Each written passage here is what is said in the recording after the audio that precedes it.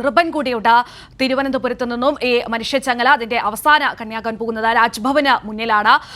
ഡിവൈഎഫ്ഐയുടെ ആദ്യ അഖിലേന്ത്യാ പ്രസിഡന്റായ ഇ.പി. ജയരാജനാണ് അവസാന കണ്ണിയാകുക. നൃപൻ, എങ്ങനെയാണ് ഇവിടുത്തെ ഒരുക്കങ്ങളൊക്കെ? കീർത്തി, ചരിത്രത്തിൻ്റെ ഭാഗമാകുന്ന മനുഷ്യ ചങ്ങലയായി മാറുമെന്ന് തന്നെ പറയേണ്ടി വരും. സംഘാടകർ പറയുന്നത് അങ്ങനെയാണ്. 10 ലക്ഷം പേരായിരുന്നു ആദ്യം പ്ലാൻ ചെയ്തിരുന്നു എങ്കിൽ ബഹുജനങ്ങളുടെ കൂടി പങ്കാളിത്തം വരുന്നതോടുകൂടി 20 ലക്ഷം പേർ ഈ സമരത്തിൽ അണിനിരക്കുമെന്നതാണ്. നേരത്തെ കീർത്തി സൂചിപ്പിച്ചതുപോലെ കാസർഗോഡ് നിന്ന് ആരംഭിച്ച് രാജ്ഭവനിൽ മുന്നിലാണ്. തലസ്ഥാന ജില്ല എന്ന് പറഞ്ഞാൽ കടമ്പാട്ടുകോണം എന്ന പ്രദേശമാണ് അതിർത്തി വരുന്നത് ജില്ലയുടെ. ആ ജില്ലയിൽ നിന്ന് ജില്ലയുടെ അതിർത്തി മുതൽ രാജ്ഭവൻ വരെയുള്ള പ്രദേശം നോക്കുകയാണെങ്കിൽ 50 കിലോമീറ്റർ ചുറ്റളവാണ്. അതിൽ 1 ലക്ഷം പേർ പങ്കെടുക്കുമെന്നാണ് പറയുന്നത്. അങ്ങനെ ഓരോ ജില്ലയിലെ പ്രാതിനിധ്യം പരിശോധിക്കുമ്പോൾ 20 ലക്ഷം പേർ അധികം പേർ പങ്കെടുക്കും. അതൊരു മനുഷ്യ ചങ്ങല എന്നതിൽ നിന്ന് ഒരു മനുഷ്യ മതിലായി കേരളം ഇത് ഏറ്റെടുക്കാൻ പോവുകയാണ്. നേരത്തെ സാലിം മുഹമ്മദ് പറഞ്ഞതുപോലെ കാസർഗോഡ് ഇതിൽ അണിചേരുന്നത് എന്ന് പറയുന്നത് ഡിവൈഎഫ്ഐയുടെ അഖിലേന്ത്യാ പ്രസിഡന്റ് എ റഹീമാണ് ആദ്യ കണ്ണിയാകുന്നത് എങ്കിൽ നേരത്തെ കീർത്തി സൂചിപ്പിച്ചു ഡിവൈഎഫ്ഐയുടെ പ്രഥമ അഖിലേന്ത്യാ അധ്യക്ഷനായിട്ടുള്ള ഇ.പി. ജയരാജനാണ് രാജ്ഭവന് മുന്നിൽ ഇതിൻ്റെ അവസാന കണ്ണിയാകുന്നത്. രാജ്ഭവന് മുന്നിലാണ് ഡിവൈഎഫ്ഐയുടെ സംസ്ഥാന നേതൃത്വവും ഒപ്പം തന്നെ അഖിലേന്ത്യാ ജനറൽ സെക്രട്ടറിയും ഒക്കെ തന്നെ ഉള്ളത്. ഒപ്പം തന്നെ ഡിവൈഎഫ്ഐയുടെ മുൻ അഖിലേന്ത്യാ ഭാരവാഹിയായിട്ടുള്ള എം.എ. ബേബിയുണ്ട്. അതോടൊപ്പം തന്നെ CPM-ന്റെ പോളിറ്റ് ബ്യൂറോ അംഗമായിട്ടുള്ള എസ്. രാമചന്ദ്രൻ പിള്ള ഇവിടെ ചേരുന്നുണ്ട്. CPM-ന്റെ സംസ്ഥാന നേതാക്കളൊക്കെ തന്നെ പ്രധാനപ്പെട്ട നേതാക്കളൊക്കെ തന്നെ ഇതിൽ പങ്കെടുക്കും. ജോൺ ബ്രിട്ടാസ് MP പങ്കെടുക്കുന്നുണ്ട്. CPM-ന്റെ സംസ്ഥാന സെക്രട്ടേറിയറ്റ് അംഗം ആനാവൂർ നാഗപ്പൻ പങ്കെടുക്കുന്നുണ്ട്. അതോടൊപ്പം ഈ പറഞ്ഞ ചലച്ചിത്ര സാമൂഹ്യ കലാരംഗത്തെ പ്രമുഖരൊക്കെ തന്നെ ഈ പരിപാടിയിൽ പങ്കെടുക്കുമെന്നതാണ്. കവിയായിട്ടുള്ള പ്രഭാവർമ്മ, മുരുകൻ കാട്ടാക്കട, ഒപ്പം തന്നെ ആർക്കിടെക്ട് ആയിട്ടുള്ള ശങ്കർ, നടൻ പ്രേംകുമാർ, ശങ്കർ രാമകൃഷ്ണൻ സംവിധായകൻ, GS പ്രദീപ്, വിധു വിൻസെൻ്റ് സംവിധായക, ജേക്കബ് ജോർജ്, ഇഷാൻ ദേവ് തുടങ്ങിയ കലാ സാംസ്കാരിക രംഗത്തെ പ്രമുഖർ രാജ്ഭവന് മുന്നിൽ അണിനിരക്കും.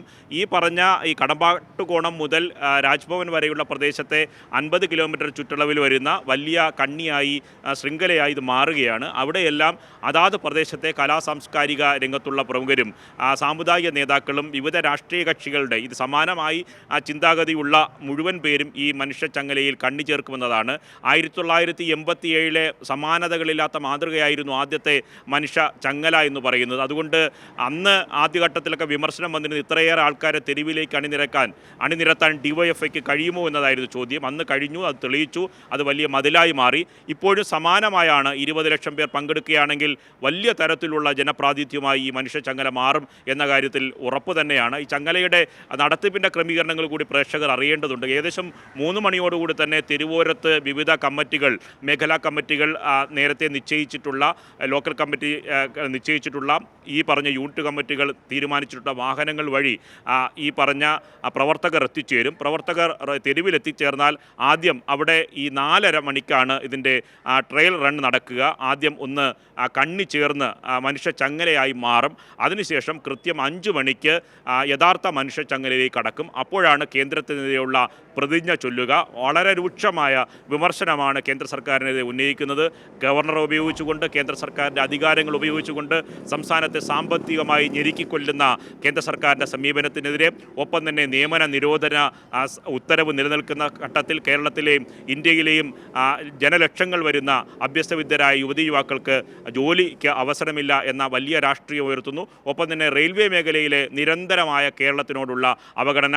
ഇപ്പോൾ ഈ പറഞ്ഞ പുതിയ ട്രെയിൻ അനുവദിച്ചതോടുകൂടി നമ്മളുടെ കേരളത്തിലെ പ്രശ്നങ്ങൾ അവസാനിക്കും എന്നായിരുന്നു പറഞ്ഞത്. പക്ഷേ ബദൽ മാർഗ്ഗങ്ങൾ, പാത ഇരട്ടിപ്പിക്കൽ അടക്കമുള്ള പ്രശ്നങ്ങൾ കേരളം ചൂണ്ടിക്കാട്ടിയിരുന്നു. അപ്പോൾ കൂടുതൽ ട്രെയിനുകൾ വൈകുന്ന അവസ്ഥ, ജനങ്ങൾ ദുരിതം അനുഭവിക്കുന്ന അവസ്ഥ, ബദൽ മാർഗ്ഗമെന്ന സംവിധാനം റെയിൽ പോലുള്ള പദ്ധതിയെ പരാജയപ്പെടുത്താൻ കേന്ദ്ര സർക്കാരും സംസ്ഥാനത്തെ പ്രതിപക്ഷവും ഒന്നിച്ചു നിന്ന് അണിനിരക്കുക. ഇങ്ങനെ വലിയ രാഷ്ട്രീയമാണ് ഡിവൈഎഫ്ഐ മുന്നോട്ട് വയ്ക്കുന്നത്. അതുകൊണ്ട് സമാനതകളില്ലാത്തൊരു പുതിയ ചരിത്രം കൂടി ഡിവൈഎഫ്ഐയുടെ ഇന്നത്തെ മനുഷ്യ ചങ്ങല മാറും. അത് മനുഷ്യ മതിലായി മാറുമെന്ന് തന്നെയാണ് ഡിവൈഎഫ്ഐയുടെ സംസ്ഥാന ഭാരവാഹികൾ പറഞ്ഞത്. ഒപ്പം തന്നെ ഇതിന് ശേഷം ഇതിൻ്റെ തുടർച്ചയായി ഏറ്റവും പ്രധാനപ്പെട്ട കാര്യം കീർത്തി, സാധാരണ കാസർഗോഡ് നിന്ന് ആരംഭിക്കുന്ന മനുഷ്യ ചങ്ങല കേരളത്തിൻ്റെ അതിർത്തി കളിയിക്കുളയ്ക്ക് അതിർത്തി പ്രദേശമായ പാറശാലയിലാണ് സമാപിച്ചിരുന്നത്. പക്ഷേ ഇപ്പോഴൊരു രാഷ്ട്രീയ പ്രാധാന്യം മുൻനിർത്തി രാജ്ഭവന് മുന്നിലേക്ക് ഈ മനുഷ്യ ചങ്ങല എത്തുന്നു എന്നതാണ്. അതിൻ്റെ ഒരു രാഷ്ട്രീയ പ്രാധാന്യം കേരള വിരുദ്ധ മുന്നണിയുടെ നായകനായി കേരളത്തിൻ്റെ ആദരണീയായ ഗവർണർ മാറുന്നു എന്നതാണ് ഡിവൈഎഫ്ഐയുടെ ഡിവൈഎഫ്ഐയുടെ ആരോപണം. ഈ സമരത്തിൻ്റെ തുടർച്ചയായി തെരുവിലേക്ക് ഡിവൈഎഫ്ഐയും ഗവർണർക്കെതിരെയുള്ള പോരാട്ടം പ്രഖ്യാപിച്ചിരിക്കുകയാണ്. അത് കൈരളി ചാനലിലൂടെയാണ് ഡിവൈഎഫ്ഐയുടെ സംസ്ഥാന ഭാരവാഹികൾ രാവിലെ ഈ വിവരം പങ്കുവച്ചത്. അങ്ങനെ അതിശക്തമായ സമര പോരാട്ടങ്ങളുടെ വേദിയാകും. ഈ CPIM-ൻ്റെ സംസ്ഥാന സെക്രട്ടറി MV ഗോവിന്ദൻ മാസ്റ്ററാണ് ഈ പൊതുസമ്മേളനം ഉദ്ഘാടനം ചെയ്യുക.